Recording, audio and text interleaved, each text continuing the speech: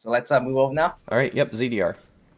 Yep. All right. Good luck, guys. Good luck, Wait, it's not everyone. any percent. It's all bosses. Yeah, it's all bosses. Oh, it's all bosses. Knox will edit that. Like Yeah, I'm gonna I do will. the talking for the first several minutes. All right. Good luck, guys. Good luck, everyone. All right. Good luck. I'm gonna. Okay. All right. Cool. Share your Alrighty. screen. Or...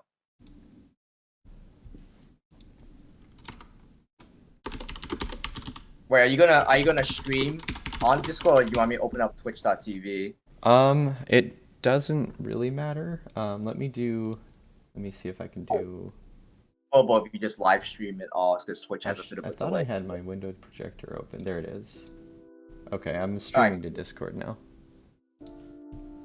All right. Well, welcome everyone who is watching. We are doing another weekly race in the Dread Speedrun Discord community, where we have Ethnalium and Rain racing each other in the All Bosses Unrestricted category, which basically means that they have to defeat all 30 bosses in Metroid Dread and beat the game. So right now, the first minute or so is pretty standard. There's like all players start in Artaria and have to work their way up to get a few starting items. And before then, they have to take a little trip to the first Emmy. It's like the main the robot. broken Emmy. It's sort of the tutorial to show you basically that you can counter them if you're elite gamer. Pretty much. They kind of taunt you. They give you the first one for free and then basically explicitly tell you, don't do this ever again. It's impossible. Pretty much. Most of the main categories have them skipping broken Emmy by doing a special pseudo-wave technique, but as this is all bosses, they have to go through the long minute procedure. Yep, the tutorial Emmy is considered a boss by the game, so to stay true to the category, we've got to take this agonizing detour. And you'll see that both runners have skipped the missile tank, and I believe both runners they usually do early cloak, but I believe both Ed, Nolium, and Rain said that they're rusty.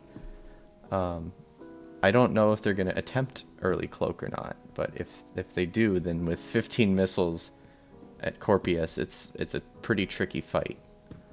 Yeah. The main difficulty of doing the first boss Corpius first is that they do not have charge beam, which means missiles are the only way of damaging Corpius. So if they miss any missile shots, they have to wait for Corpius to spit out projectiles just to do that. But it seems both of them are taking the glitchless route. Interesting. They're going vanilla. Yeah, normally you have to do a pseudo-wave technique and destroy the blob that they just passed from above, but they decided to go the glitchless, safer route. A little bit slower, but, makes Corpius way easier when they get to it a few minutes later. So it seems both runners are pretty neck to neck. So right over here, they have to wait for the second white Emmy to come over to this room, because the door will not open until it sees Samus and just can't do anything. It's almost like another tutorial in a way. They first give you an introduction with the broken Emmy that can't really do much to you, and then you get put in with this Emmy that definitely can hurt you, but they show you that if you are able to evade it, then it'll let you go for the time being. Yeah, and as you've noticed, that Emmy has a very large faceplate, which means it cannot crawl through tunnels to chase after Samus, thankfully for the new players. Yes, so this is the only Emmy that cannot crawl through tunnels, and there's strategies for navigating this area to kind of convince its AI to leave you alone. Pretty much. Yep, so both players very close right now. Yep. Both effortlessly jumped over the white Emmy, as it's just pretty much knowing the precise movement. And they're only a few seconds apart because everything is relatively simple. They just have to trudge through the water and then move downwards.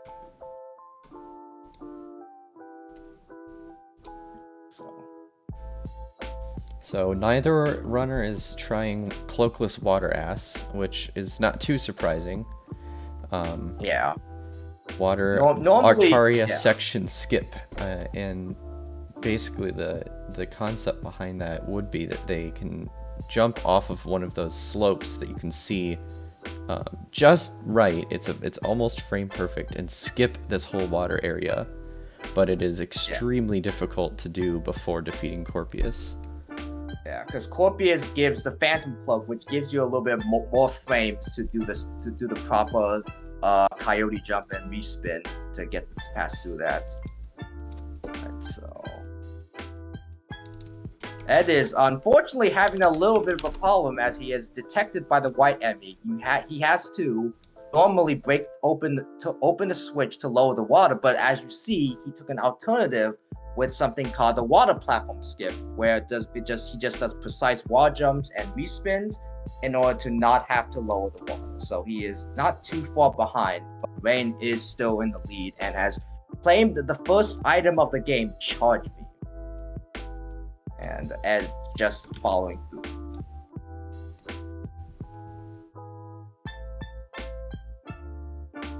So pretty much with Charge Beam, you kind of have to do a little bit of backtracking as you see both players have returned to the very first room of the game and has to do a bit of looping to get to a couple of doors that they normally couldn't go through because they didn't have Charge Beam at the time.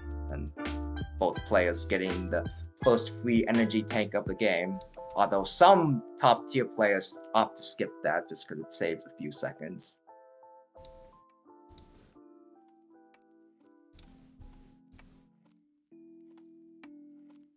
And just having a little bit of trouble with the climb. It's very easy to slip up on some of the ledge hops and stuff. Both return back to the Emmy zone, which normally could be skipped if they did this early cloak method, but they have to go back here and potentially deal with a bad Emmy spawn, although it seems both players got lucked out. Normally there's a chance that the white Emmy could literally just be right near the bottom of the second room. To outmaneuver them.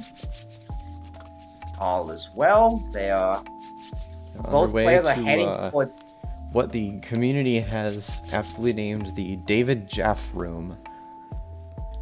Yeah, there's a room that is usually only explored in the Glitchless route and is named after a famous dev. I believe he did God of War, David Jaffe, who infamously got stuck in that room and kind of had some words to say about the game of Metroid Dread, which is basically actually paying attention to the room and shooting down invisible, destructible blocks.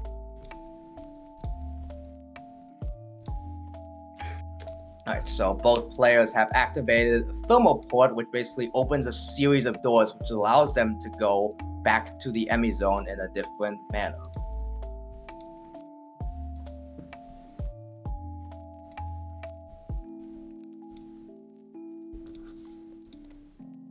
Rain still maintaining a bit of a lead and talking to our dear friend Adam. Loves to lock the doors whenever he wants to have a word with. Yeah, I wonder if we're gonna see either of these racers perform ADM skip today. It's not gonna be for a little while. I know I saw Rain, or I heard Rain talking about practicing it. I don't know if he's comfortable doing it because he's been away from the game for a little while. I know that Ed has done it, but again, I'm not sure if he's comfortable performing it during a race. I'll talk about it more when we get to that, but it basically it prevents you from having to talk to Adam for the entire rest of the game, which is a big time save. Especially for the odd bosses category, you can save roughly a little over 3 minutes, which is a big deal for a category like this. Right, so both players have defeated the central unit, and with the Omega stream, proceed to kill the white Emmy. Both players do a little bit of a jumping maneuver and blow up the faceplates, and one Omega cannon to the face, and both white Emmys for the two players are down. And they're literally a second apart now, as you can see, almost parallel screen. Very close again. Almost almost frame tied. Almost, yeah. It's probably it's Less than a second. second. Oh, yeah. Normally, if players opted to do the early cloak route, then they would have gotten Spider-Man after they defeated Corpius. But now they have to go pay Corpius a visit and defeat it to claim the Phantom Cloak, which is needed to escape Artaria.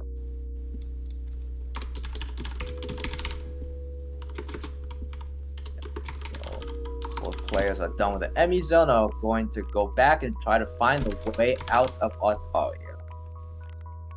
But first, Corpius, destroy the eye door, get into battle. Yeah, so normally the fight's a little bit tricky with only 15 missiles, but both players have collected 2 missile packs each, so they have 19 each, and every time a Corpius phase ends, they get a missile vehicle. So they have more than enough missiles to make a few mistakes and still have a clean Corpius kill time.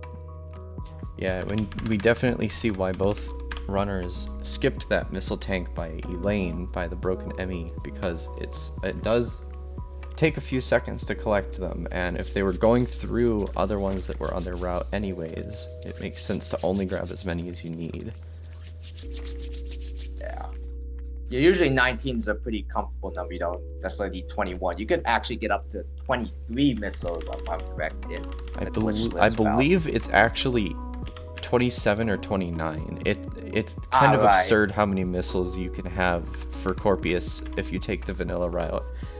Of course, you know, there's masochists like myself who always do early cloak, and when you do early cloak, cloak first early cloak, you have no missile tanks to pick up. There are just 0 of them on your route.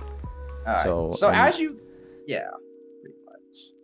So anyways, as you can see, both players opt to skip the Magna Rail in the room before the Catalyst round because there was a developed deboost strategy which allows them to take advantage of the flying enemies to bump them up the ledge so they don't need to wait like 10 seconds riding a Magna Rail over.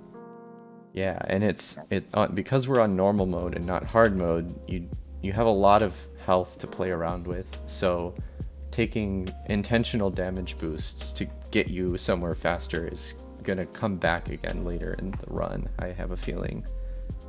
Yes, and it is important because in the first room of Catalyst, as both players are getting ready to step out, to fully optimize getting down there, they'll have to take a bit of damage, like going through the flames and bumping into the robot, which, if you didn't have enough health, that would put you at risk of death. But thankfully, both players have ample enough energy to survive a few hits. Rain choosing to try to jump over that robot, but still getting bonked anyways, but it is fine as he has over half an energy tank of health, which is all that they need. Yep, so they take a little bit of damage to those enemies from the walls, but they have enough energy to take the hit. Ed has maintained lead now over Rain just by a few seconds and has activated just another thermal port to advance.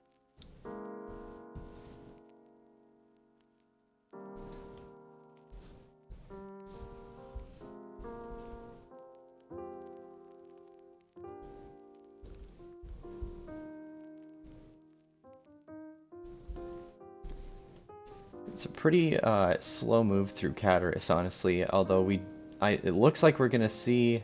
Nope, Rain did not take the deboost either, so... There is another one you can do there. It's coined the Supa boost. Oh, we're seeing a Hell Run by Ednolium, and he is going to be very tight on health. 9 health remaining. Just barely. It requires almost precise movement and hopefully getting a health bar from one of those enemies in the heat room. Rain opting to take the easier route because Hell Run only saves up to like 3 seconds with optimal movement. So it is a bit of a risky play, and dying will set you back. Indeed, because a death there means you go all the way back to the thermal switch, and that is a big time loss. Yeah, it seems Ed is So once Ed again. is gaining a significant lead now on Rain. We saw that he got the unfortunate Emmy spawn that happens right by the door, but he made it through. Yep. And now he's going on the way to the first thermal button here. Yes. And Misses pretty soon the button both the runners. first try. Rain is now having to cloak because the Emmy was right there under the door. Unfortunate. With optimal spin falling from the previous room, it is possible to outspeed the Emmy so you don't have to do the cloak way, but just being a little bit slow will require you to waste a few seconds to deal Rain with gets that. the slide out from the button there, which is nice. It's a very minor time save, but it causes the enemies over here to not respawn if you kill them. So kind of just a little, minor quality of life thing. Yep. So both. Yep. Ed has just activated another thermal port, and now is getting close to one of the most infamous tricks in Metroid Dread called ADM skip. And ascending it looks full like ramp. he's attempting it. So let's see how many tries he can get it in. Yep. He's going for the quick retry method, which tends to be a little trickier. Yeah, normally if you fail an attempt, you want to go back down because it's like a developed strat, which requires you All to right, there set we up go. a- I think that was 5 attempts. And now Rain is also attempting ADM skip. Yes. 5 attempts is a really good time, especially for all bosses. Indeed, and especially during a scheduled race. I know if anyone's watched the race where Charlotte and Hobbit were commentating on me, I was here for about 3.5 minutes. This trick is not nice to you, and Rain also gets it. I think in under 10 attempts there. Yeah, that is still relatively good, even though Ed had just a little bit slightly faster. But yeah, Adam attempting ADM skip can be a big time loss, especially as with sunk cost fallacy, you want to keep attempting it over and over again, and you don't want to just give up and return and basically have to eat up like minutes of time loss. So the thing about this trick, for those who aren't familiar, is that not only does it actually allow you to skip a section of Cataris, but it breaks Adam so that he doesn't force you to talk to him the entire rest of the game. And that so that the trip that you don't have to take around Cataris takes about a minute, I think, if you have good movement. Yeah. But the rest of the atoms that you don't have to talk to anymore make it so that you get about, I think it's close to 3 minutes of time save total if you get that trick. So if you're sitting there trying to get it and you haven't done it for 3 minutes, you're still saving time if you manage to get it. If you're there longer than 3 minutes, then you're losing time no matter what. It's just a matter of, whether you want to lose a lot of time or a little time. Yeah, pretty much, and is still considerably bits ahead because of a good ADM skip. But Rain is still catching up. Both runners did succeed Adam skip, so the race can be in anyone's court at this point. Absolutely. Yeah. We're gonna see them make their way to Dairon next, which it's another kind of dull period of time in the game, but there are a lot of enemies, and thankfully they are on normal mode, so it's not the end of the world if they get hit a lot, but it can be tricky getting through Dairon without taking many hits. Pretty much. If this was in hard mode, a lot of enemies in Dairon can deal over an energy tank per attack. So it becomes increasingly risky, and of course on Dread mode you have to be very careful. Any single hit will kill you, and we'll see here in a moment that there are some areas where it's almost impossible to avoid a hit. Yeah, both runners able to get to the elevator to Dairon before 90 minutes, which is actually pretty on par for AEM skip attempts. And Nalium finally entering in Dairon while Rain is just leaving camp. So there's the fun tram cutscene where you just watch a constant background for like 20 seconds or so. We need some elevator music for the load screens. I'm disappointed that we didn't get like some smooth jazz or anything. Alright. Like Samus is just there kind of like not only vibing, she's just like, when do we get She's just, there? you know, checking her watch, listening to her podcasts. Not much time to sit back and relax when you're trying to, you know, save a planet from the X-parasites. Yeah.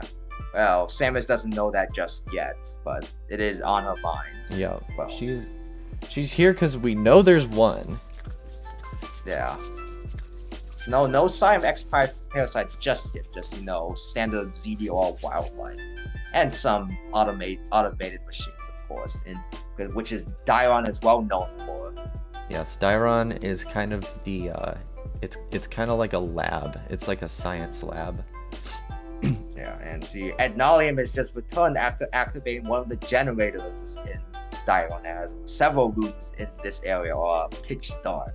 He almost got a sub-20 wide beam, which is a really good time.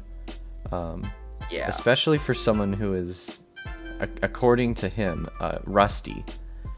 Rain is following closely behind, and still just under 21 minutes for a wide beam. Still a good time. Still good. Alright. Adnalium has passed through the first wide beam block we dubbed Pedro because the wide beam block works very finically because you need to charge your wide beam and ensure that all 3 shots get square in the 3 dots in the block. Otherwise, the block will not move out of your way. Okay, and we see Rain barely missing it right there, getting it on the second try. These blocks, there's no reason that they need to be this as hard to hit as they are, but that's the way it is, unfortunately. Yeah. Rain's got 2 more. Pedro's gets no problem with that one at all. That one's pretty easy. This next one always trips me up, because you have to let go of your stick for a second to make sure that you're not aiming up or down at all. Yep. Alright. Adnalium biding his time once again as Samus takes another tram visit back to Catalyst with the newly acquired wide beam to advance further. And Rain, not too far behind, probably like 20-ish seconds. Adnalium has already re-entered Catalyst. Just one tram's cutscene difference. Yep, and so Adnolium is heading up to the Green Emmy Central Unit room here. Yep. But now with the wide beam, you can blow through a wide beam door, so now they can go to where the central unit of this area Indeed, and we'll see that the wide beam makes easy work of these CUs. Barely takes like 3 seconds to kill them with good mashing. I think Adnolium uses turbo actually. He is an avid turbo user. Yeah, so that makes even easier work of it, including the Emmys. Well, we see here he's using turbo on the Omega stream, which does a very slight bit more damage than just mashing or just holding it. Yeah, I believe the reason is that each first shot of a volley does a little bit increased damage, so mashing it does slightly more damage than doing a steady stream. And well, looks like Rain's close to cleaning up Green Emmy, but Adnalium has already acquired the Green Emmy's ability, the Morph Ball, which, as any standard Metroid fan will know, Morph Ball is an item that's usually introduced at the very beginning of a Metroid game, but as you see, it's been over 20 minutes and they have just received Morph Ball. Yeah, Morph Ball opens up a lot of ZDR. There's a lot of places where the game kind of railroads you into an area that you can't leave again, because you can slide through a tunnel that's on the floor, but you can't climb back through without Morph Ball. Once you get Morph Ball, all those areas become open again. Yes. Now, of course, we're running all bosses, but if they were in Hundo, that gives you a lot of access to areas where there's hidden power-ups. Yeah. Looks like Adnalium's going back to Artaria to pay it a visit. There's a new area that can be explored with the newfound Morph Ball. Yeah, I remember going through that area the first time I played the game, and I was like, I bet I'm gonna get Morph Ball soon, because they kind of taunt you. They show you a hidden item. It's not hidden. You just can't get to it because you can't crawl up in there, and then they make you wait 20 minutes if you're good.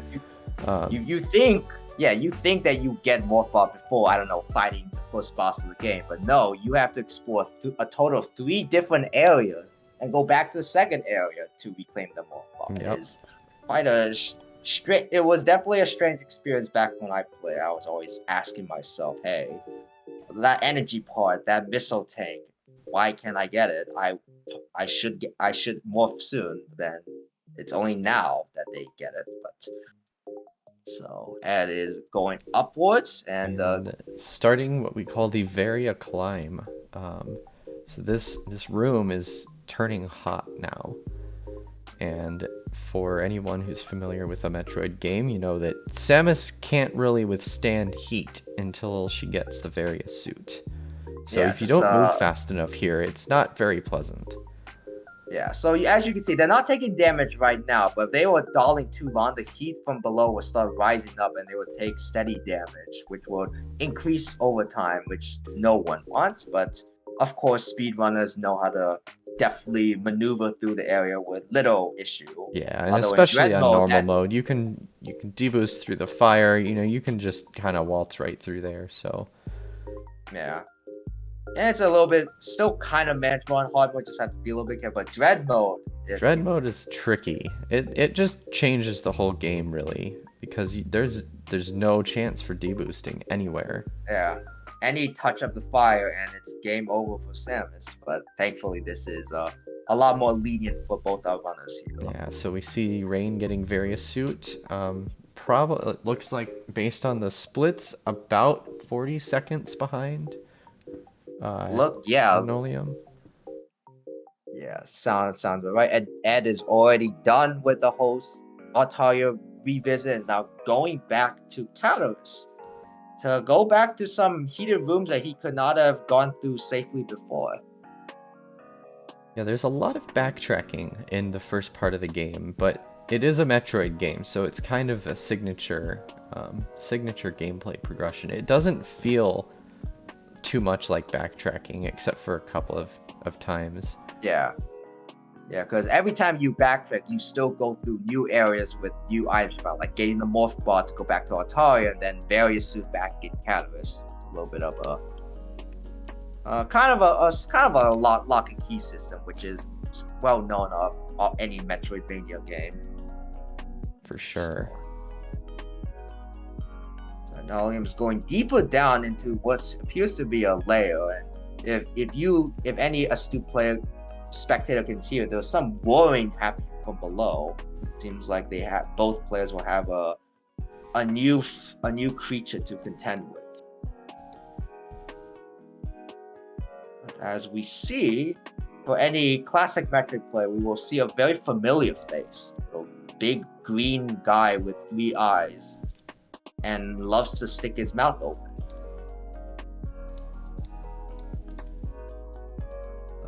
Phase 1 is a pretty standard, just dump missiles in Kraid's mouth over and over. And on to Phase 2, Kraid has a little bit of an infection in his middle belly button, and Samus can easily exploit that to lower a magnet platform so Samus can be in Kraid's eye level again.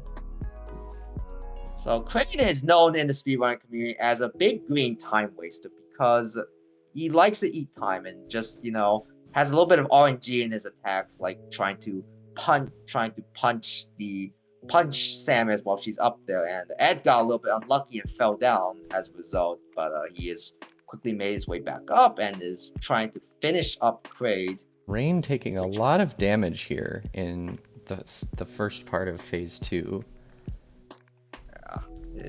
Depending on how Rain does in this phase, he might be able to catch up quite a bit. It looked like Ed had some bad RNG. Of course, the melee counter is not the worst thing you can get over here on Rain, as long as you don't accidentally take the cinematic. So Rain Yeah. finished up phase 2 quite quickly here. I believe that the difference between them has been narrowed a little bit. Very considerably. I would estimate at least 10 seconds. 10 yeah, it seems like Rain has made up about 10 seconds with that good phase 2. Yep. We can time from the teleporter. Yes. So Adnolium is entering at around 29:30. 33, I'm gonna say, and Rain is standing on the pad less than 10 seconds afterwards. Yeah. Entering at 53. Yep. So that would be about a 20-second difference right now. Yeah, but the difference was a lot larger before. It was. Kraid, as you can see, and as you can see, Kraid can make or break a time lead or a time loss.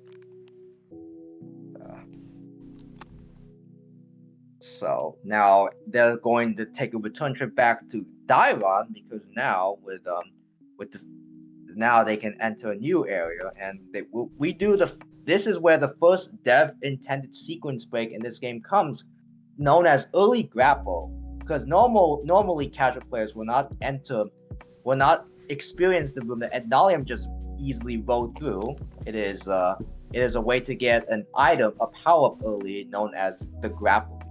Normally you get grapple beam much later in a playthrough. Yeah, it's not until after speed boosting, right? You get speed boost and then grapple normally. I remember when I played this game the first time, not only did I not take the early grapple route, but I didn't take the normal grapple route either. I took a very roundabout way to get there.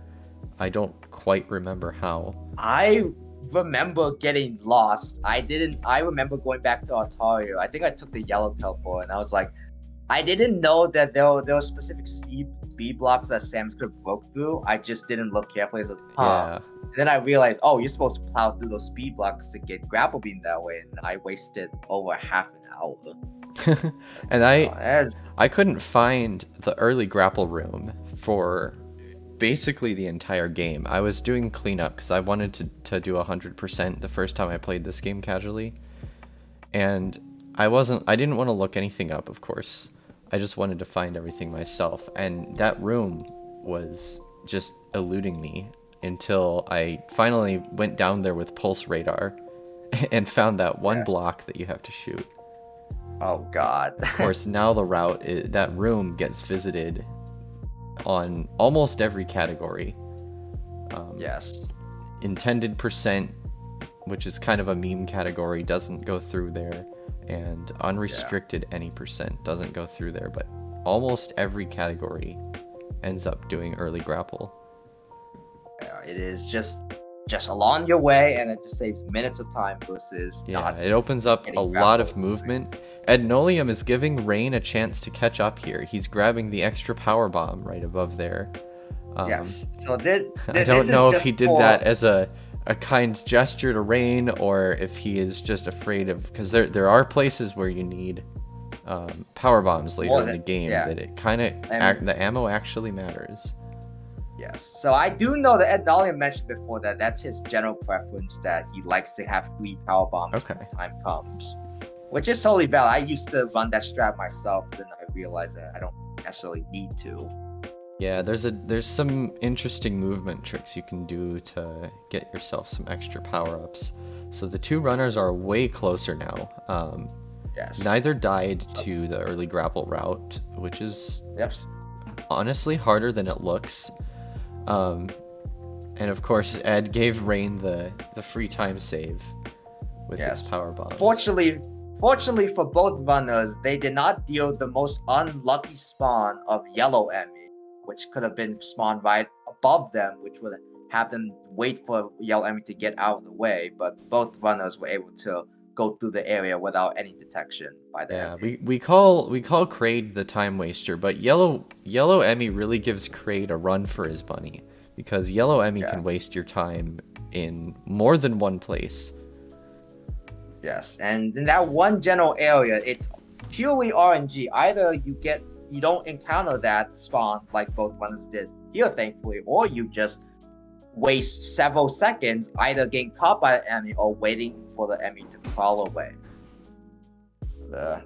Both runners have activated the second generator in this room to open up the place a little bit more and have acquired the Morph Bar Bomb, a staple in the series.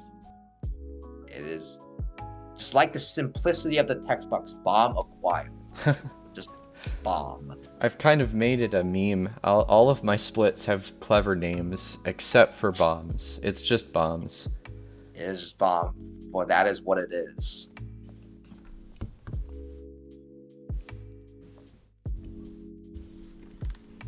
Right.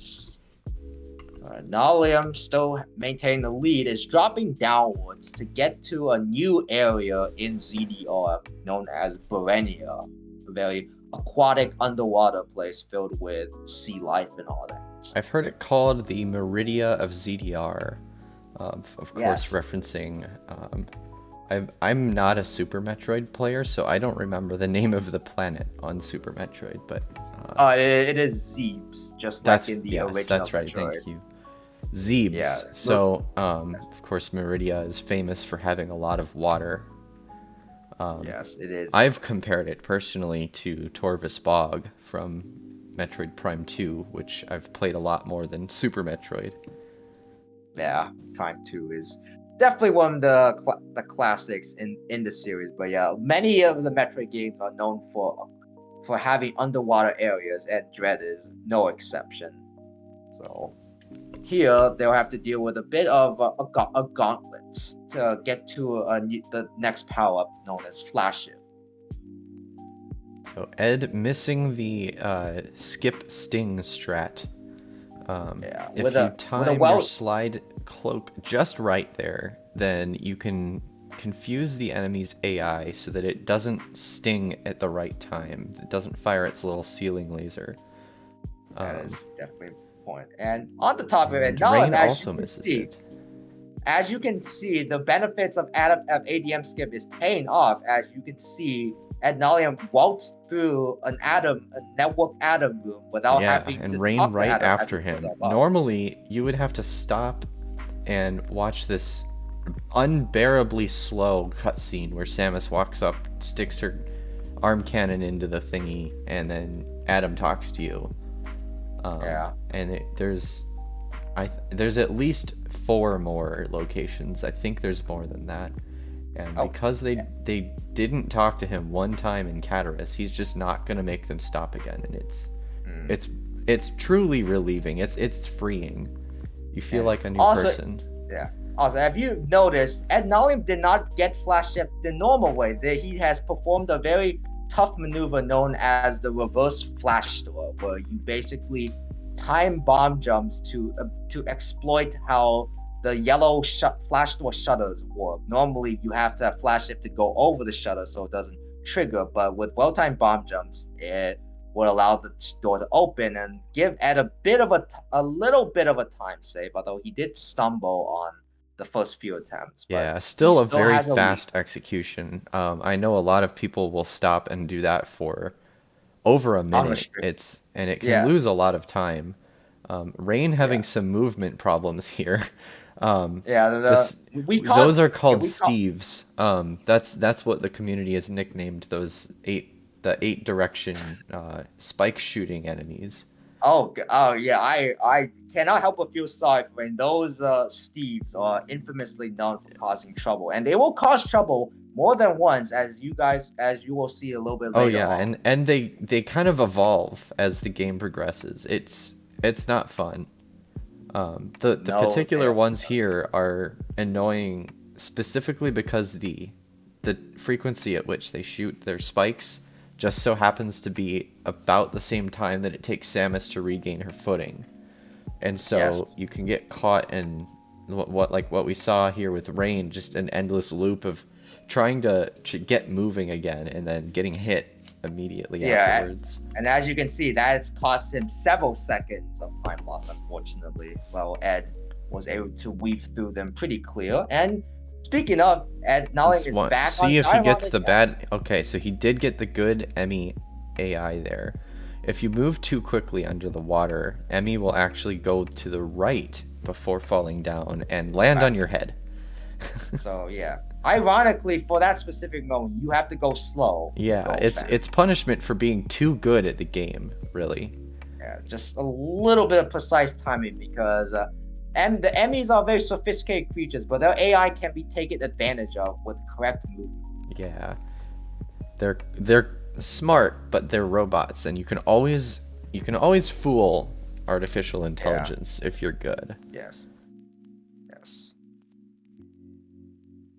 Rain also taking the proper amount of time to cross under the water. Having a little trouble with the ledge grab there, which is a very repeat encounter. Ledges are their own enemy in this game.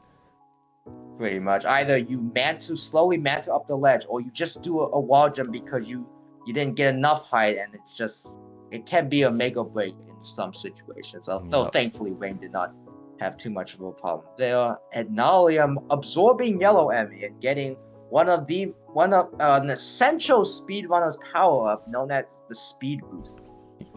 Speed Booster is probably my favorite power up in the entire game. I like a lot of the power ups. Pulse radar.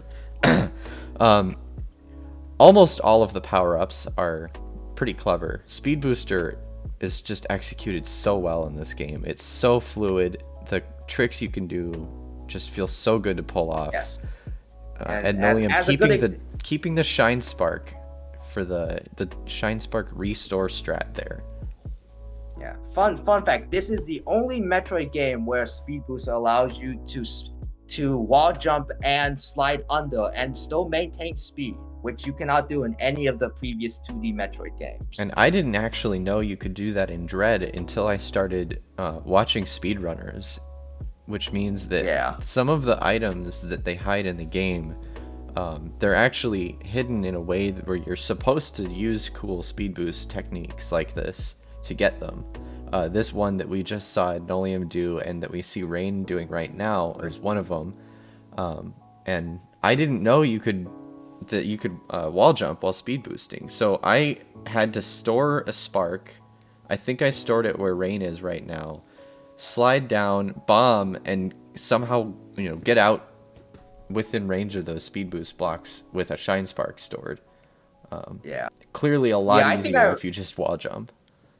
Yeah, I remember back then when I tried to learn how to get that Missile Plus thing, I also tried to go from above, which is tight because even though there's a lot more leniency with storing a spark, you still need to be quick enough to maintain the store and get speeding to where you need to be.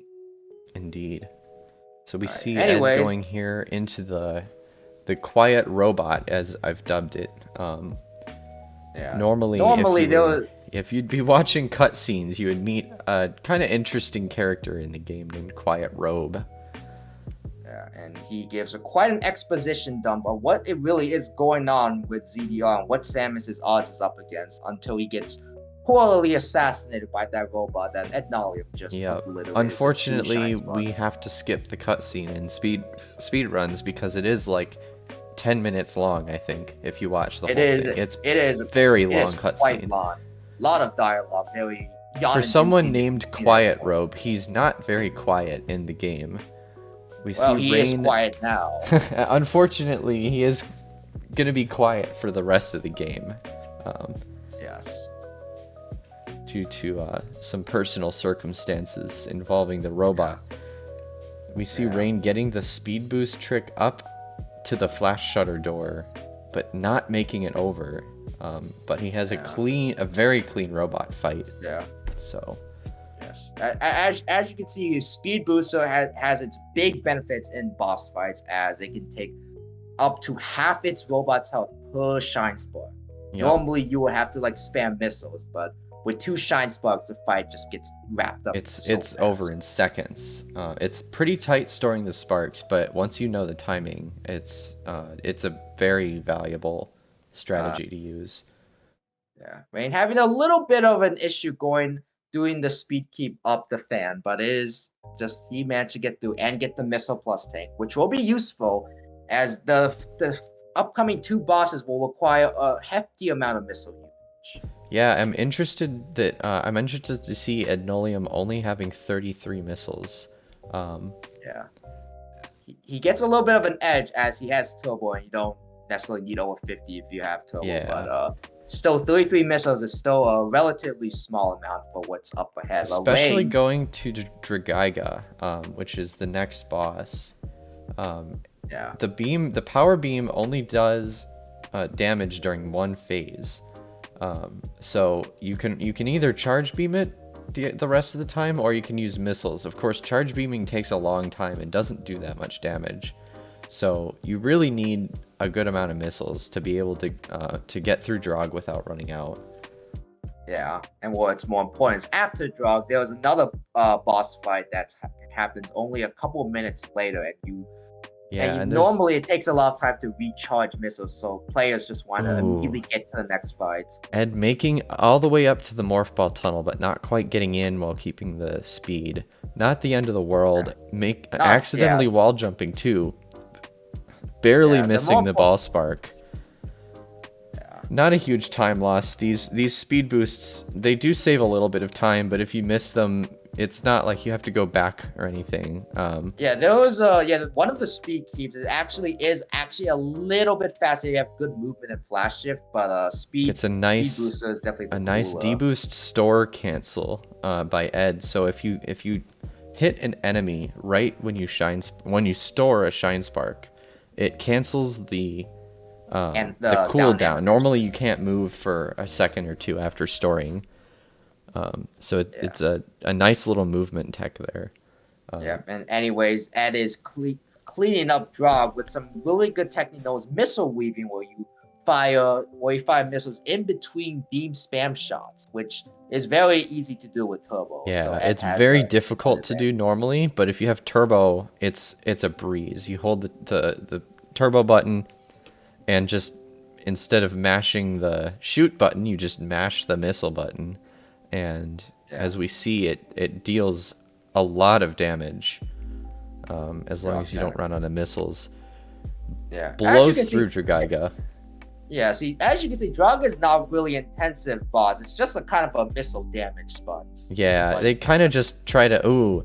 Ed falls down from the magnet wall while trying to take care of the Steve here, or skip the Steve, it looks like. Yes. So yeah, this is the infamous section known because of the 2 Steves flying around and want to give Samus the most grief.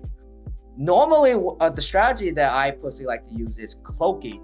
If you have Phantom Cloak on, enemies cannot sense you even as you're grappling through the walls, but it is a little bit faster if you know how to go up the magnet rails without cloak.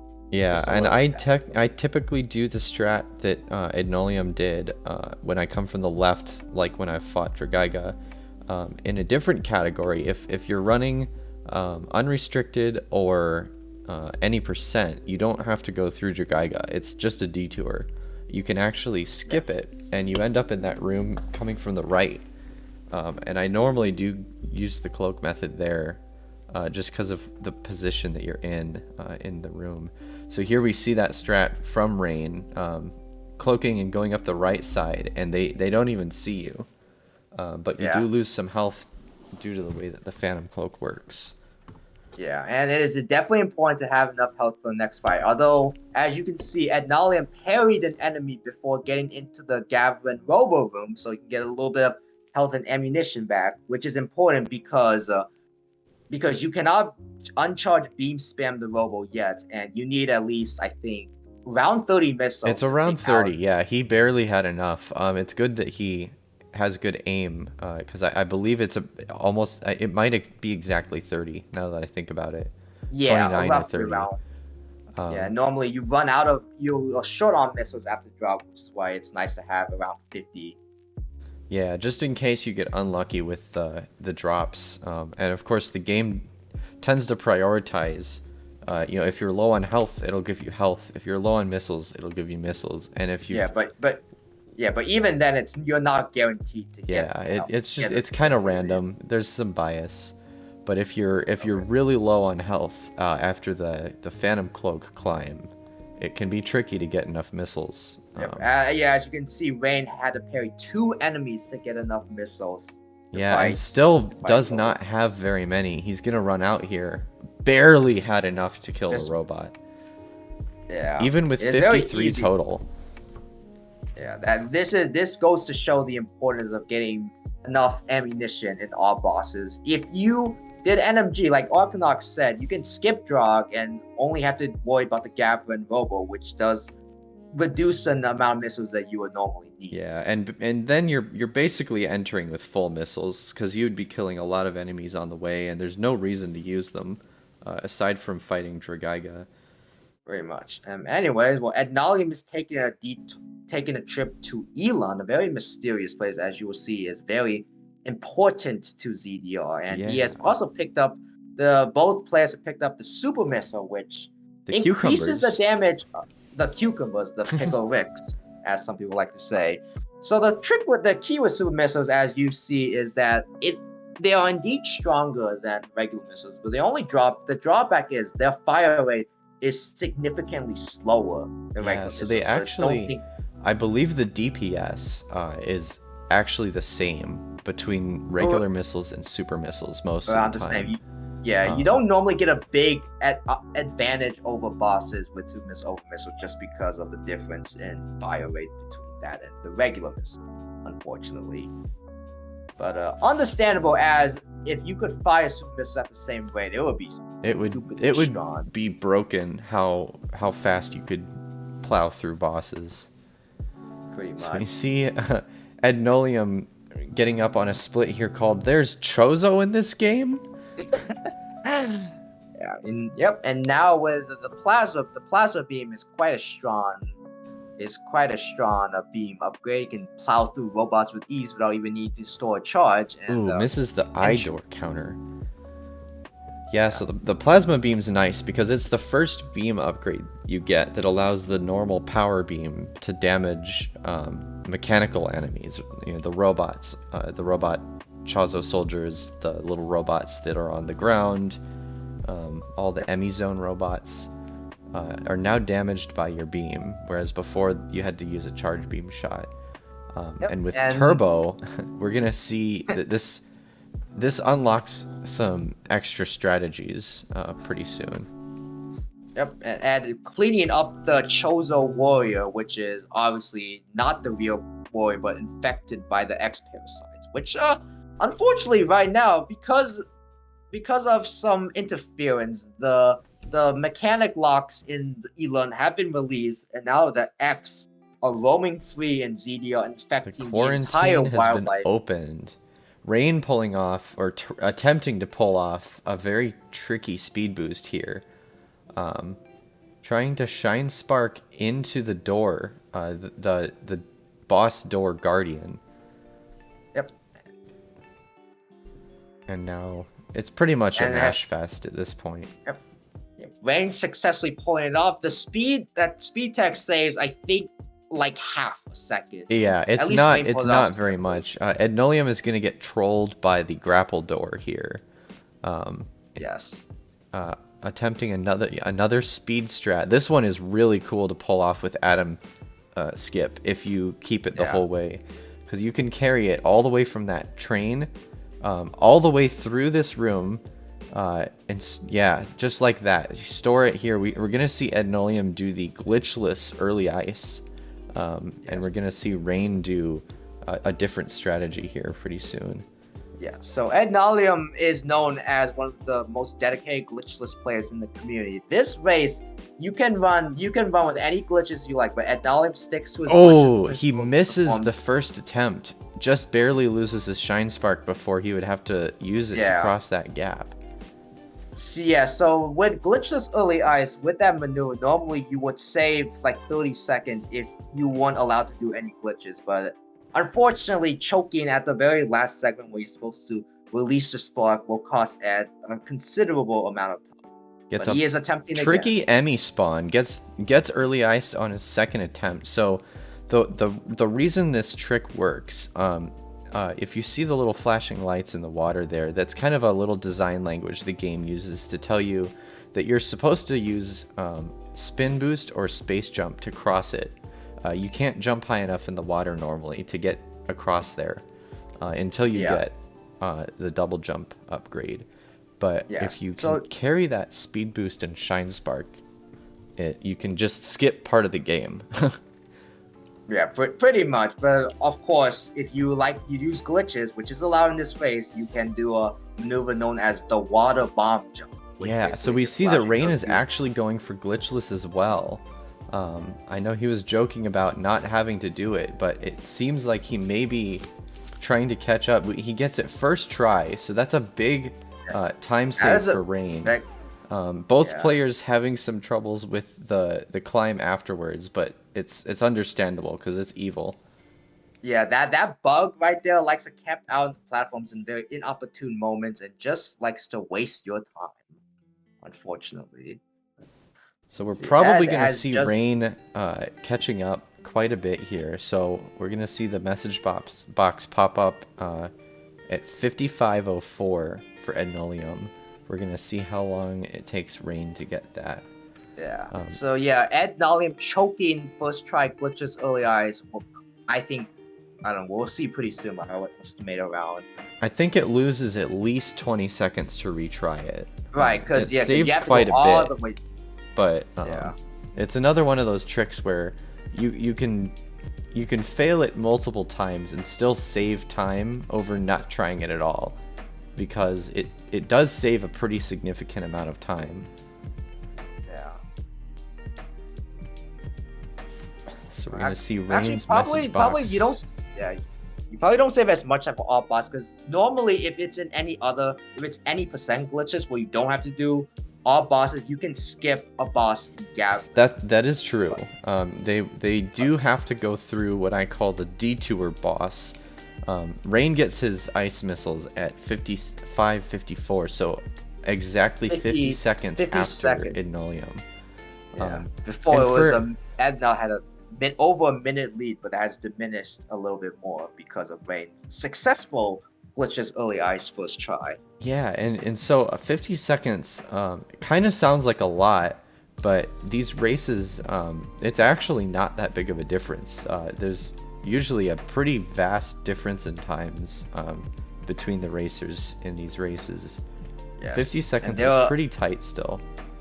Yep. And Ednolium doing a trick known as the Chozo Tumble for the so-called detour boss, where storing a spark before entering the arena, you can skip an entire phase of the fight, which saves, I think, a little bit over 10 seconds based on my experience. You instantly get to phase 2 because the Shine Spark deals 50% of a boss's damage or health. Yes. Rain making his way up there now. Ednolium leaving and heading to what is known as the early gravity set. Yeah. So normally you will want to pull that grapple box and go to Florenia to get space jump and storm missiles, but that is a very slow and a little bit painful route. Especially getting through the wave enemy zone without gravity suit. It can be extremely painful in a literal sense. Very, very Rain gets the Chozo Tumble perfectly. Very, very nice. It's not the end of the world if you miss it, but it still feels kind of bad. It does. It's more of an emotional blow than a time loss. Yeah, it's like, especially when you try to set up the spark as well. Alright, Ed is heading back to Borenia because the gravity suit can be found there and is needed for some later sections. Oh no. Yeah, and so normally in any category that's not all bosses, they would have gone straight from the ice missiles to early gravity. However, that boss, the Chozo Soldier, is considered a boss, and so you have to go back and fight it. Yes. The spin boost item actually triggers that boss. You have to enter the spin boost room for that boss to spawn. And so it's a painful detour. There's no point to it except that you have to fight the boss for the all bosses category. Pretty much. But anyways, going back to the glory of the speed booster, you have seen Ednolium successfully first trying a very long, winding Shine Spark segment where he had to do some mid-air sparks and do a little bit of well-timed flash shift to break through a couple of speed blocks to get down to the depths of Brenia and find a Chozo statue which contains some nice purple pajamas for Samus Aran. Absolutely. Samus is styling now. Look at that. Yes, and now we'll see that Ednolium can just run through water like it's not even there. Exactly. This normally, if you were to go the intended route to get Gravity Suit, you would have gone left out of that teleporter, and it takes like 20 minutes to get through Berenia because it's all underwater, and you go so slowly. And Rain failing early, failing the first shine spot for early grapple, which is a bit of a several seconds of time loss and a bit of a emotional blow as well, because it is very easy to mess up the sparks in this segment. This is one of my most dreaded segments in the game, just because it's so easy to just fumble the buttons a little bit and waste your shine spark or do it in the wrong direction. Yeah, it has happened to even the best in this community. Sometimes you just, just choke and you just feel a little bit bad. But Ednolium gains a little bit more lead because he did it first try and he's already in Altaria. But as you can see, it's a little bit of a winter wonderland. It's a little chilly now. The weather is not great in Altaria at the moment. Yeah, the X want to give Samus a nice chill party. With a little bit of cold that normally anyone with some Metroid DNA would have some problems with, but Samus already got the gravity suit, so she takes no damage. No problem at all. And cleaning through, and fun trivia, it is actually possible to go to Frozen Altaria without the gravity suit, but the game, oddly enough, hasn't programmed Samus to take damage from the cold. So, like, there was a meme category known as hypothermia percent where you are supposed to go to Frozen Altaria with just various suit, but Samus takes no point of damage because it's kind of funny when you think about it. Adam even tells you, he's like, it's getting cold, like you're gonna have some problems here. And then if you manage, it does require glitches, but if you manage to get here without your gravity suit, you just find out that Adam's a liar. You're fine. The X have supposedly botched up only changed aesthetic and not actual poke damage. Funny enough. Well, anyways, excellent instant spark by Ednolium there. Frozen Altaria is well known in this community for having some of the coolest speed tricks for time saves, and Ednolium, being a very avid Glitchless runner, did all the shine sparks very effortlessly. Look at that. That is smooth. Missed the speed keep through the door, unfortunately, but very good movement through Frozen Altaria here. Rain is We're gonna see Rain. I know Rain is kind of the king of speed boosts. He loves doing speed boosts, I know, and so we're gonna see if he can pull off the same movement tricks here after we finish off this Chozo soldier. Rain is known for having a very strict principle when it comes to speed keep. Usually it's always faster, even when it's not. Exactly. Skips the energy tank, but gets hung up a little bit. It looks like Flash Shift was acting up a little bit there. Yeah. Doing the ball spark, or rather the speed ball strat through there. I've never seen that before. Yeah, it's... misses the keep through the tunnel. Understandable. It's very difficult to keep. Yeah, but that is all fine and dandy as he got most of the keep in. Ednolium skipping through a very infamous missile tank, which normally has caused a lot of runs to DNF, but it's kind of a meme at this point. We all joke that if you collect that missile tank, you just have to end your run right then and there.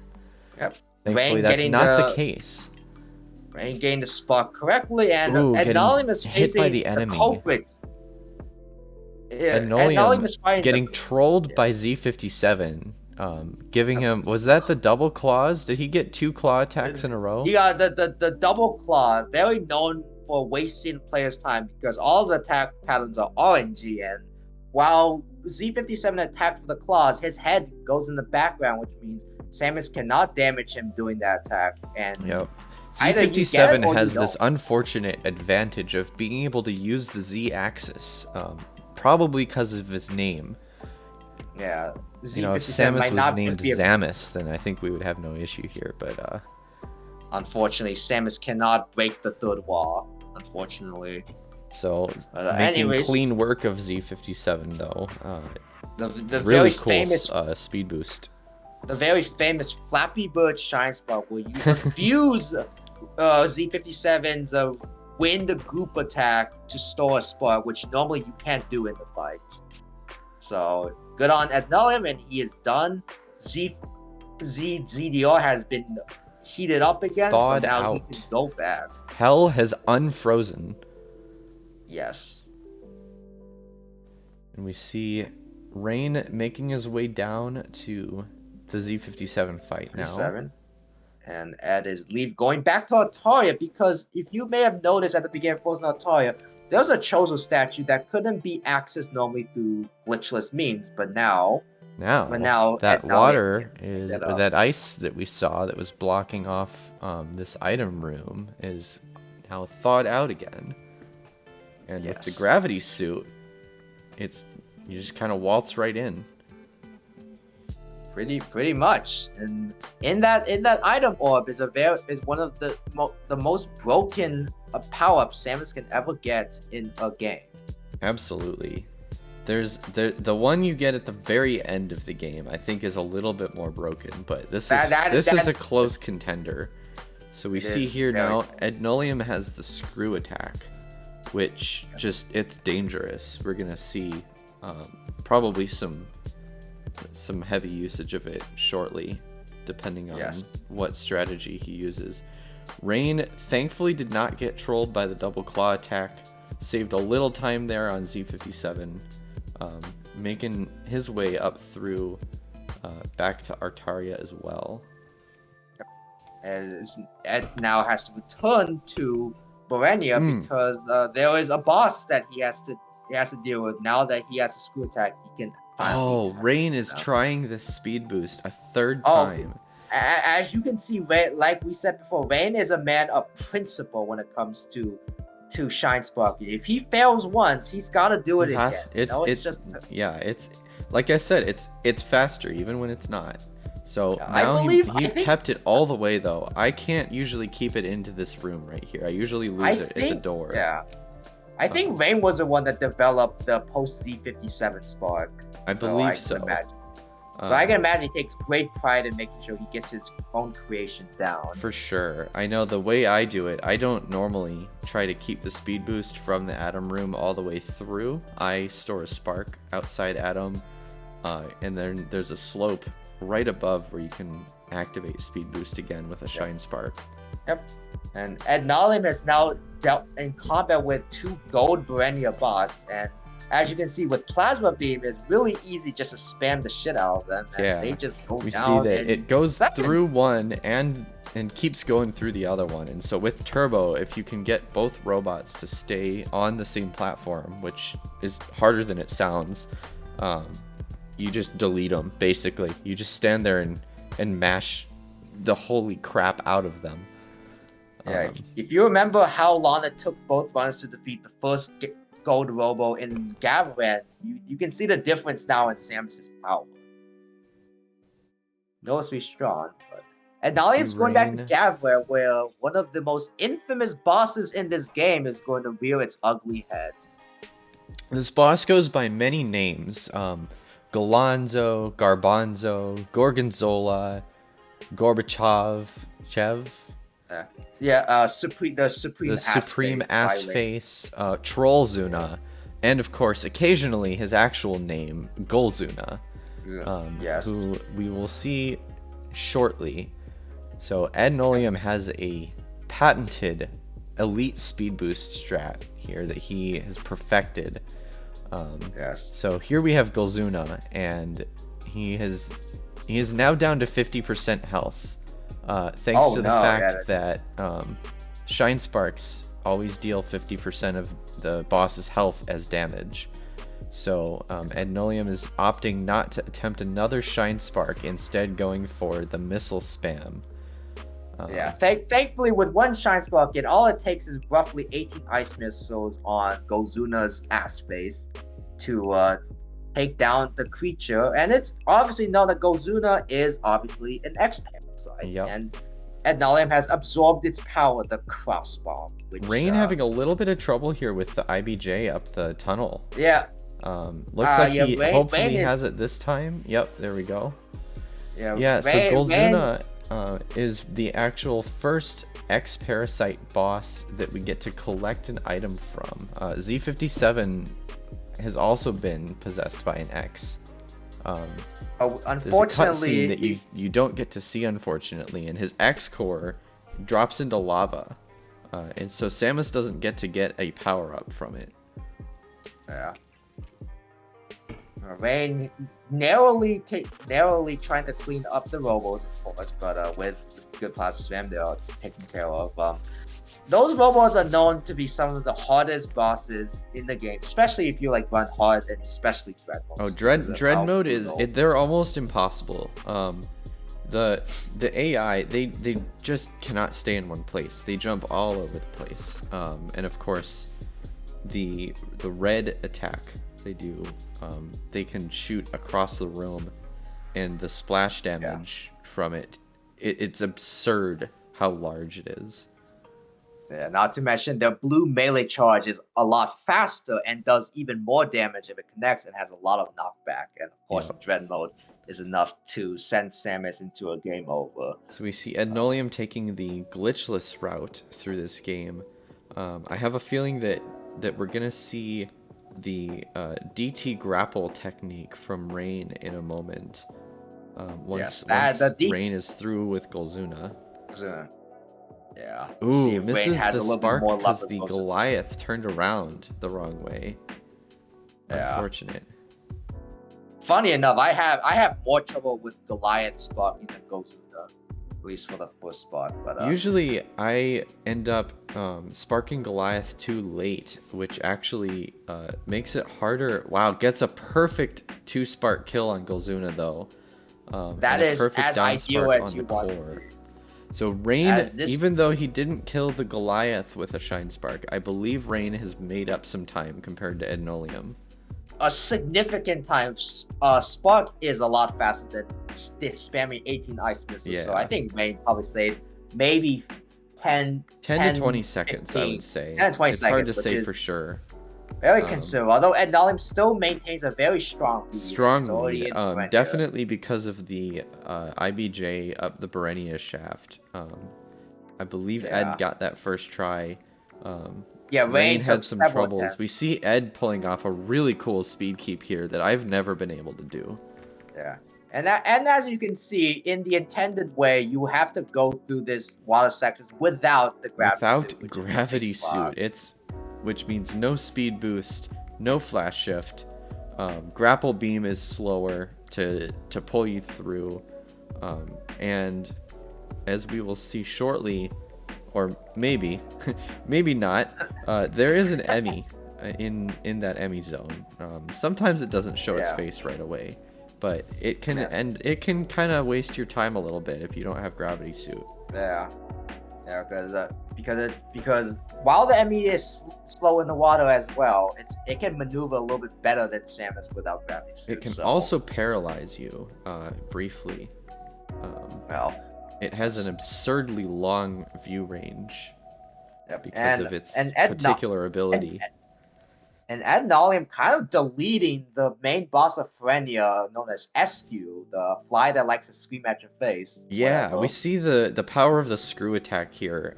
If anyone has played this game the normal way, you don't normally get screw attack in time for SQ, and it's extremely challenging to get through that boss unless you have a lot of health.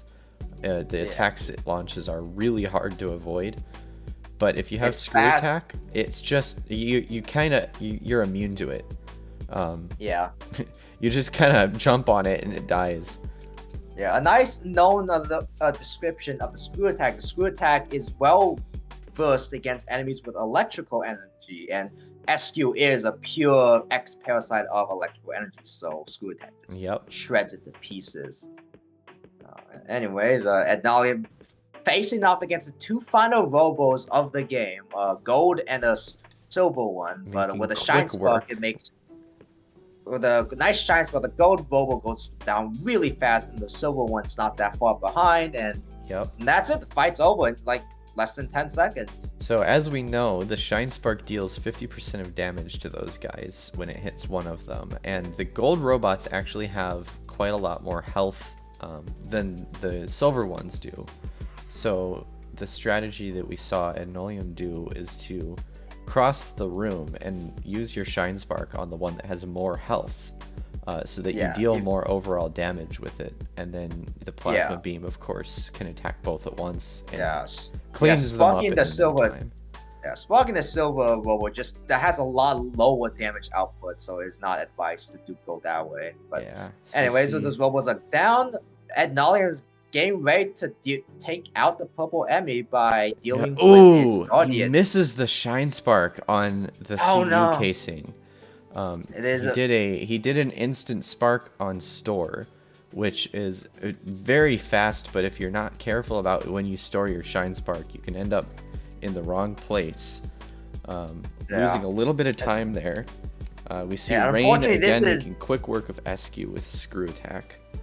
Yeah, unfortunately, this is the strongest CU in the entire game in terms of durability, and as you can see, Enolium had to dump over almost 20 ice missiles, if not more, to like blow off its face plating, its armor, and it is a big, considerable time loss. But not to worry, as he still has at least, I think, a 1 to 2 minute lead. He should have at least a minute of lead. I think he's got closer to 2 minutes of lead right now.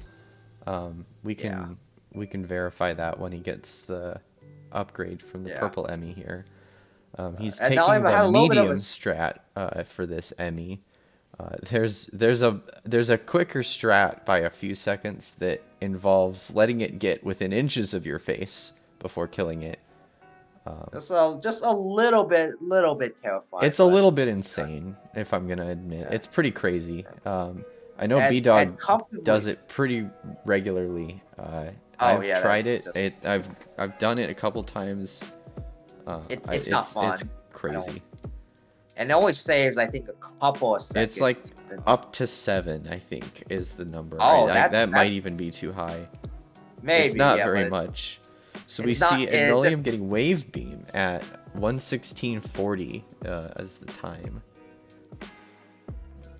Rain will get there soon enough, but now Enolium has no reason to stay in Frenia, and now he wants to take a detour trip back to Hanubias. Now with the Wave Beam, he can open some precious purple covered doors and advance further. Indeed. We see going right back up the way he came, and we're gonna see a little bit more backtracking, but we're about to see some interesting enemies here. Yes, indeed. This is Enolium is based effectively at the end game of Metroid Dread, and will finish the game in less than 10 minutes from now, judging by my estimates. As long as nothing goes horribly wrong. And a lot can go wrong. This is true. Rain did clean up the purple MECU really nicely, so Rain made up quite a bit of time there, just because he didn't have to use missiles to take off the outer casing. Rain, I'm predicting the same strategy as Enolium. It looks like it. Makes a shot at the blob for some reason. I've never seen that before. Yeah, I know some runners like to destroy the blob so they don't have to worry about it after. Just as a safety, probably. Just as a safety in case, shit happens. I had a unlucky purple fight myself. It was I remember a little bit of a scare. It looks like Rain is gonna have no problems. What did I say the time was? 16:40? So I think so. It might have been like 16:36 or so. We're gonna see probably about 2 minutes and 10 seconds behind for Rain.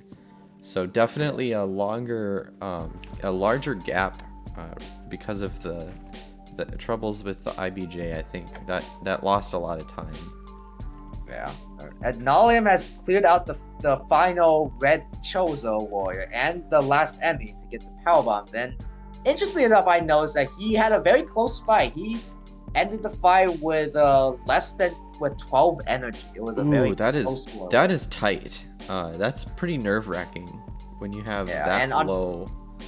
Thankfully, the Chozo soldiers do give you a full refill, at least with this few energy tanks. Samus has gone full Metroid now. Can just literally sap the life force out of. She's not only gone full Metroid, but she used another power bomb. Yes. Ooh, no, that was a cross bomb. So Samus has possibly the most broken upgrade in the game at this point. The power bombs are absurdly powerful, as their name would suggest. Yeah, they are effectively screen dukes. Yeah, and if you're clever with the time when you transition between rooms, they can actually delete 2 rooms of enemies at once. Yes. Anyways, Adnalium is getting towards the final Chozo Warrior 5 of the game, the infamous Golden Chozo, which is basically the red Chozo, but has a more durable shield, which requires a grapple to pull it off, and has a lot more health and a lot more power. So getting hit by this Chozo is actually kind of interesting. His attack does more damage the more energy tanks you have. So even if you've collected all of the energy tanks in the game before now, he can easily 2-shot you if you're not careful. It's kind of scary. For some reason, the community nickname for him is Chicken Nugget.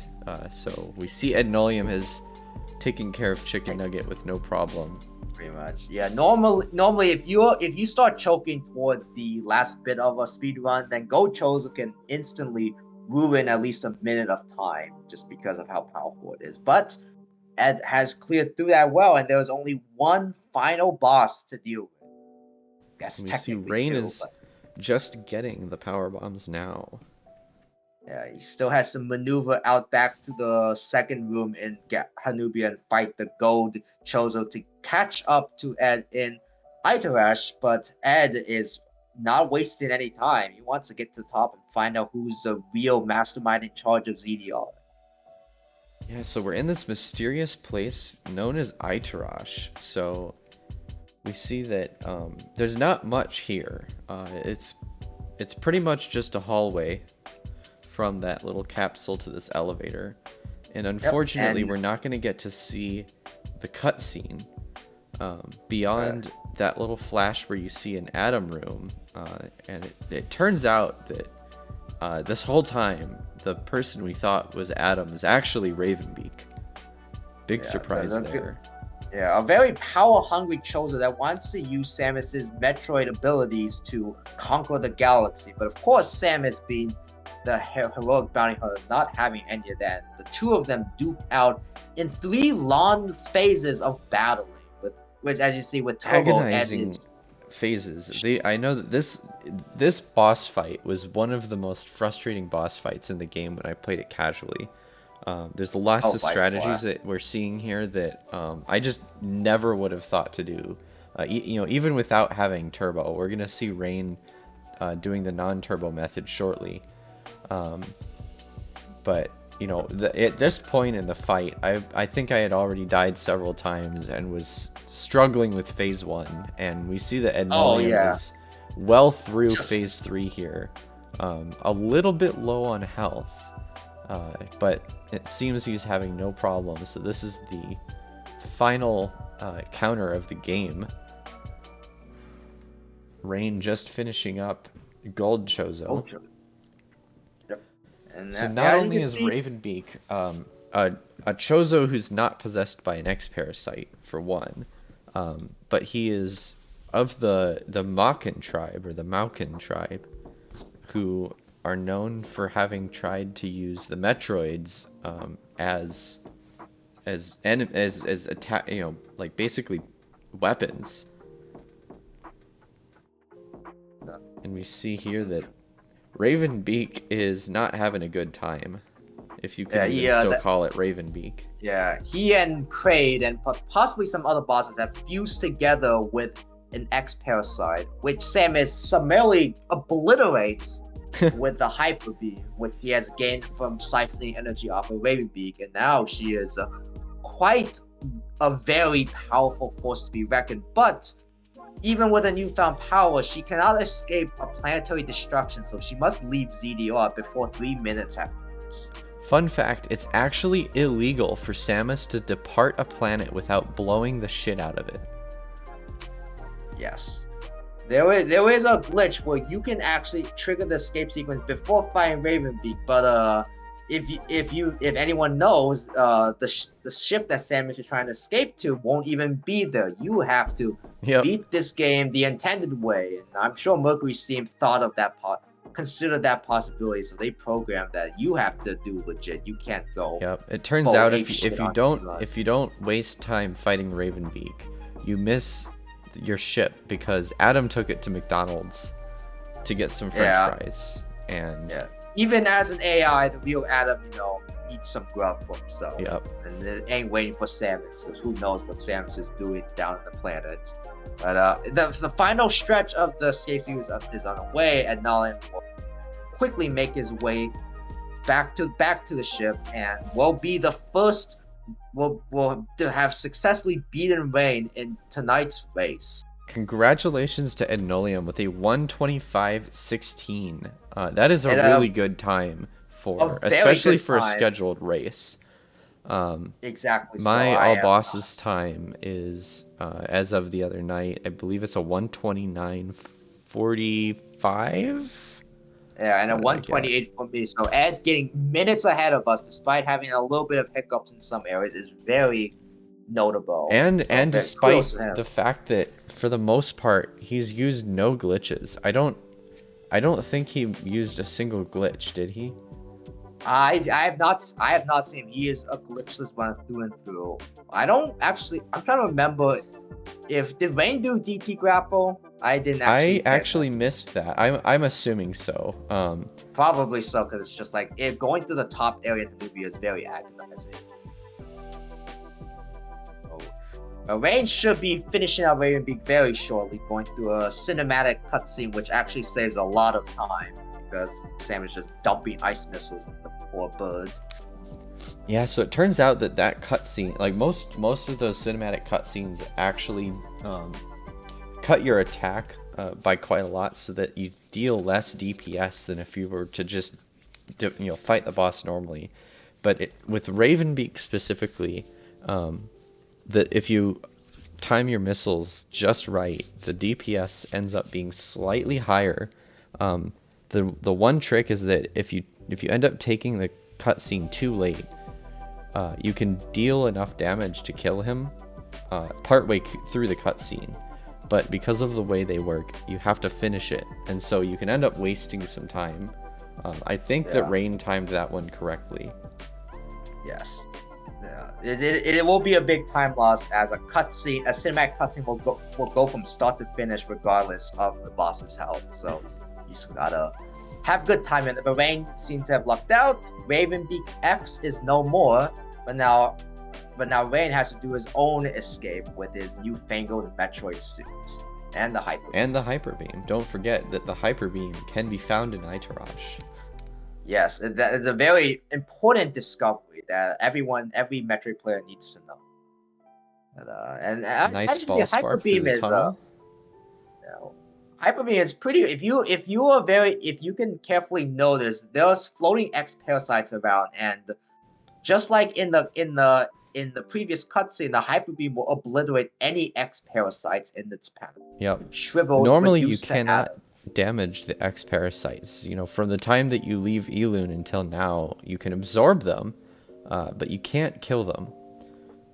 And of course, like as you said, we see the Hyper Beam just deletes them. Just shreds Rain them off doing a very interesting little speedball maneuver there. Yeah. Saves a bit of time. You pull it off correctly, although Rain unfortunately did not get the entire speed keep through. But as Rain, he has to, attempt it. Of course. Getting the Shine Spark speed keep through there. Misses the Spark Store. You can actually you can spark up this little shaft here. He's reattempting.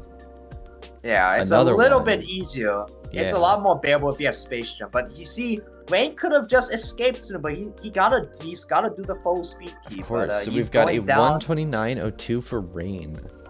Still a Big good time. congratulations, man. It is still sub 130. Yeah, which so is very with remarkable all for a scheduled bosses, race. and it seems like both runners have run glitchless. Rain's got glitchless AB in his splits, as I does see it, so it looks- Ednolium. So while looks this like was he did. not specifically a glitchless race, these runners have chosen to do so glitchlessly. 129.02 is very good. Indeed. And it is good to know that both runners decided to go glitchless way, so Ednolium did not have a disadvantage over Yeah, Rain. because glitchless outright. normally does take quite a lot longer, especially in Artaria. Yes. It would have been. I think that Ednolium still probably would have won, even if Rain had used all of the available glitches that aren't Yes. the crazy Z57 Shine Sync kill. Pretty much. It's still almost a 4-minute time lead in the race. So that's very a very big lead. And I don't think that taking the early cloak route and using the water bomb jump could have made up 4 minutes. Yeah, it would only save a little bit over a minute at best if everything was optimal. You can't save that much time. But regardless, congratulations to both the runners for going through and still both completing sub 130. It's very commendable, as especially with scheduled commentator races. It can be very close. A lot of the top runners can just choke in the simplest sections and just waste time after. But they have both powered through. And we're going to hear from them shortly, because we would like to have some words with them, because they definitely have a lot to share about their run today. Of course, yes. So I've just summoned them. So once they are all settled, done, finishing up their streams, their recordings, hopefully we can get some words with them and see how they feel about the race. Pretty much so. Should come to our channel shortly, and then we can ask them some things. Let's see. So I don't Welcome, think Ed. either runner died at all. Ednolium did not. I did not. It's true. Congratulations clean. on the 125.16. Yeah, Thanks. that was very, very clean, all things considered. That was close to sub 125, despite some hiccups here and there, but very good run, Ed. Hiccups. That's one way to talk about it. Well, So also, that's welcome, actually Rain. that's second place in the leaderboard. Oh, wait, actually, I should probably check Is what it? race time It is. is. Leaky has a 123.10, and then Dang. Zass is in second right now with a 127.15. I don't know if Zass was running glitchless tonight or not, but if he was, But he yeah, definitely. Zass getting I a don't actually have the race 123.36. time up, so I'm gonna actually go and look at the Yeah, so overall actually, race Leaky's results. not on racetime.gg. Zass has first place with 123.36, and B-Dog was only 13 seconds. Wow. Well, B-Dog accidentally did a DT grapple in Anubia at the end. Oh, were you all Had to running reset the glitchless? checkpoint. Yeah, we were. Okay. Dang, It- Sato it- Sato still beat my time, and he died 5 times. He 5 did die You 5 know, times. How? It's just, Man, it just I am do be, just that bad.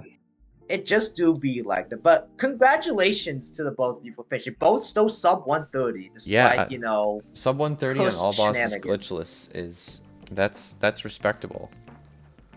I'm happy with it. I'm happy with a chunky PB for myself.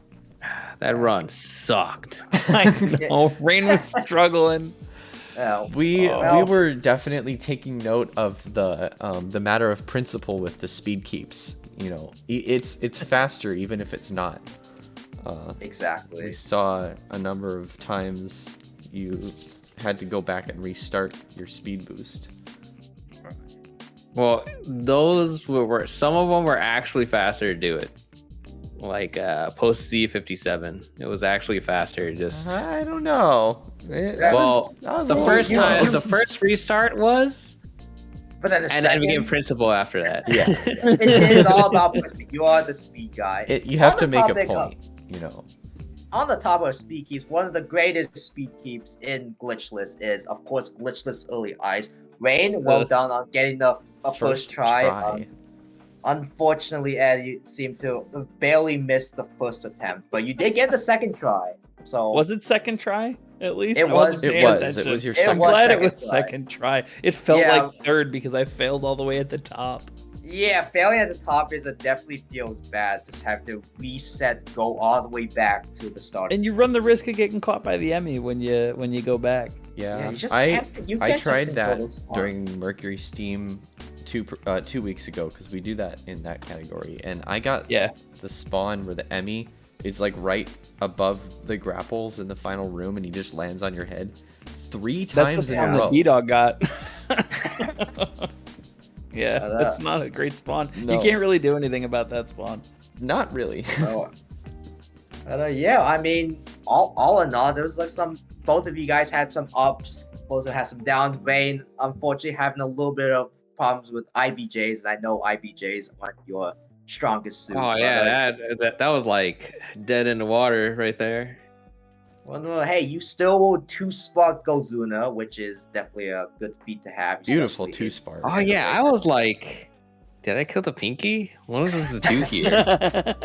And then I'm like, oh shit, it's the second phase, and then I had to kill it normally. Yeah, I noticed that you sparked a little too soon on that Goliath. Yeah, Goliath just likes to Oh wait, so Rain, you didn't spark the transformation, the first No, transformation? because I don't know what Oh. phase it was on. I'm like, I don't remember what I'm supposed to do here. Like, wait, how does this He was fight a work? little early on the Goliath, so it spawned facing left. and had to instead of- kill Goliath the Oh. slow way. But That sucks. I mean, hey, still double sparking Gozuna is nice, and Ed, you had a pretty decent Gozuna fight yourself. No, I had a trash Golzuna fight. Get the hell out of here. Hey, look, you got 1 spark in, and 18 ice missile isn't a big. It time looked loss. really You're still- cool up until the He missiles turned happened. around. You know, it just Gozuna just do a little bit of trolling. You know, no He- one's exempt from it. No, that's true. No one's exempt from the Golzuna trolls. Yeah, it actually took us a while to realize that Rain also ran Glitchless alongside Ed, so it was a very fair route for the both. So Wait, I was 4 minutes. Dang, there was no way I was gonna catch up. Yeah, I would have had to die a couple of times or do a DT grapple. I'm surprised that was 4 minutes, even though Yeah. I was just at Red Chozo. Yeah, it Yeah. was. I think it was towards the end. You guys were pretty close. Most. We of were the pretty ti- close most for a of the long ways. time. Yeah. pretty much. I don't know what caused us to split off. Oh, I I know. know What you got- caused it was Berenia. Those Yeah, because you got freaking tripped up on assholes. grapple or on gravity, right? No, well, that Yeah, that one too. you had a little bit of something. The IBJ. It's And then, that. It was the I think a lot of- IBJs. No, added no, a it was little that, bit. but it was specifically the E tank after flash shift. Oh, I forgot. that's I forgot right. what. Oh god! Oh wait, those 2 Steves just. Yeah, Yeah, I was just I saw like, what am I that. supposed to do here? I don't remember what I usually did. I'm like, I'm not grabbing an E You're- tank. Am I supposed to kill this guy? And I Yeah, just you're kept just- trying to jump The over him. Steves I'm were like, just, well, you're just playing I- bumper. You were just playing bumper cars with those 2 Steves. And then I almost died. And then I had no health for like the rest of the run, so I had to like almost die half the time. Did you end up grabbing the E tank after Elon Chozo? No, I forgot about it. Oh shit! I saw Yeah, saw the E part right at the start of the Frozen Indolium. Hey, we don't need to talk about that, okay? No, Yeah, you know. no, it's not. That is It is. You were. I pressed You were, flash shift too many times. Oh you were no! just you were this close to having to DN that. That energy part's a Yeah, big you time did for miss. so. You missed the missile tank before Z57. That's a Yeah, run. yeah, count. Yeah, That's that good. one, Like if you I've if gotten you better at picked up, that one. if you picked up that, then you would have to quit. Just Yeah, immediately. it's obligatory DNF at that point. Oh well, I'm glad I know for future races. But I think yeah, I got all the speed techs. yeah, that is true. You did stick your guns, especially with Frozen Altaria. So you know that's obviously one of the more important sections to get your keeps in.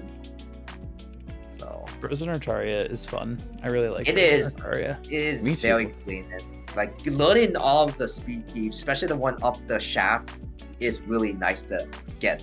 Well, the first try. tough one now is to get the what is it? You can get through the Atom Room, right? When you have Oh right. ADM skip. I don't know how to do that though. Yeah. I've Also, never kept congrats the on speedball after that After little morph it? tunnel. In Frozen Artaria, Rain. Oh Yeah, it's yeah, like that one's hard. It's a coyote jump. It's basically SQ speed. That's I've also like never the done one, that one. the one with the like the missile blocks that you have to break, right? We're talking Yeah, about the same thing. it's- Yeah, it's I try it every time, but I don't know how to do it. Yeah, it's kind of It hard reminds to explain. me. It's It reminds basically- me of the tunnel exit before Golzuna and Hundo, where you get the missile tank in the little tunnel and you speedball out and you have to go. Yeah, that what we do in Mercury Steam Percent, incidentally. Yeah.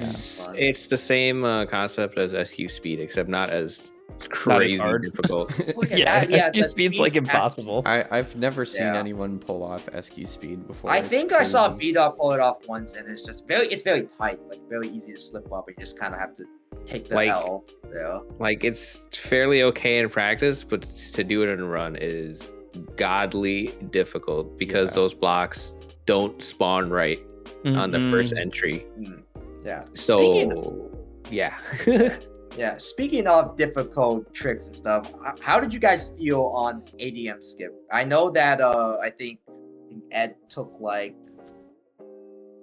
I forgot who was I faster in believe that ADM. Ed got it in 4 or 5 attempts, and Rain was I don't know how under many times. 10. I couldn't count.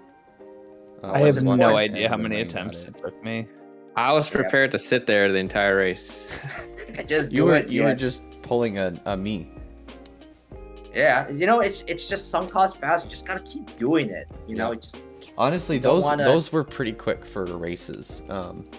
pretty I didn't much. expect yeah. to get it at all. Under 10 honestly, I attempts fully is expected to totally be. fine. Yeah, I Yeah. fully Talking to expected Adam. to sit there for like 3 minutes, considering it's been like 2 months and I haven't practiced ass like Yes, at still all. getting less than 10 tries is still good considering you were on a break. for a good that's amount of still time. well within. Yo, the I think time less save than window. 10 tries is good if you've been practicing that shit. Personally. that is true. 80. Well, the more points is both of you did succeed in ADM skip because Arcanauts can relate to what happens to to cut Oh, the yeah. losses and move Oh on. yeah. I started getting lost too. Did you really? I must have Yeah. barely Yeah. missed that. Where did you get lost? Like after what's that room? I don't know, It was man. after bombs. Oh yeah, it was after bombs, the launcher. Mm, I Oh. Yeah. I went to the right. I'm like, wait, no, that's not right. And then such a weird spot. I think I and was. then after I was watching. Speed Ed Emmy, that I one. forgot where I was supposed to go. I think I did see that briefly. I think vaguely it's kind of like Arcanauts and It was just a quick- Red Bull race. Quick little detail. I was just catching myself like most of the time, but I was just like, I was lost Yeah, for most of it. we should have said, "What are you doing, Ray?" Just in a What are very, you nonchalant- doing? Say it loud. You're not supposed to do that. I just have to return the favor from the dread mode Exactly. race. The law of equivalent exchange at work, from I don't the know how I lost commentator. 30 seconds at the end though. I was like, oh man, sweet, like 30, 40-second PB, and then like 6 seconds after Rainbeak, I'm like, what happened? Well, you did that one speed boost in Escape like 2 or 3 times. Yeah, That you try because you Principle. missed it. No, that was like after 6 seconds, but I had like 40 or 30 seconds, or like minus 30 or 40 seconds after How the hell after did you Red minus Chozo. 30, 40? yeah. I don't know. And then I'm like, oh sweet, nice PB. And then after Rainbeak, it was like minus 6. I'm like, what happened? How did this happen? Oh, I missed Gold Skip. That's what happened. Oh, Oh, yeah, right. Jesus. Yeah, it just do be like that, I didn't know that you missed Gold Skip. Yeah, I've never actually practiced Gold Skip, so it's a miracle I even get it. Yeah, It's tough. it's tough, especially if you don't have turbo too. Yeah. Like I have easy Gold Skip. easy, mode. just match to win. I actually unlocked that ability, like my third eye off my previous all bosses PB because I accidentally shot 10. I'm like, well, it's time to do it, and then I got it. And I'm like, oh, so that's how Okay. you do it. And then I've just been getting it ever since. there you have it. But, You just gotta lock the third eye. That's it. Easy stuff. just Anybody fun, can but- do it. pretty much. But yeah, thank you both for being willing to be commentating on it. It was a very entertaining race. It was still relatively close, with a bit of variance here and there, but still exciting. Both of you had Yeah, a lot lots of strong lots points. of really cool speed tricks and strats that you don't see from all runners for sure. pretty much. Yeah, that's because I know all of them. It's true. You do know all of them. That was a point of discussion about how you are the the speed boost master. Yes. I've tried to learn as many as I can from him. Yeah, you do them all. You gotta do them all, no matter how many retries. That's it. I still gotta go for. Oh wait, I missed the one after going to Berenia. Oh man, that sucks. Yeah, it's just happens. I wish I'm 100% consistent with all especially the first Berenia 2 speed keep. It's very easy to slip up on the tunnel, but yeah. Anyways, I need this race. but I don't have anything else to add. That was a very fun race, and it was fun for the both of us to commentate. Especially this is my first Yeah, this time was a lot of fun. commentating.